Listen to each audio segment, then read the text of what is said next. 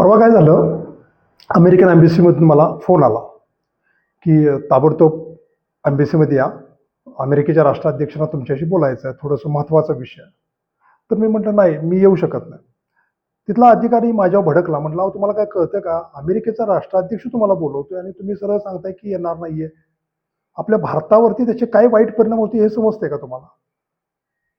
काय कारण काय असं, की तुम्ही येणार नाहीये? तुम्हाला पगार कमी पडतोय म्हणून सांगताय, की तुम्हाला आता येण्याचा भत्ता मिळणार नाही म्हणून तुम्हाला मिळतंय. काय कमतरता काय?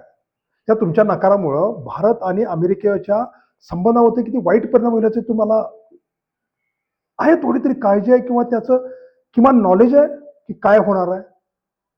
म्हटलं, "भाऊ हे बघ, बायको निघाल्या माहेरी आणि तिला सोडायला जायचंय."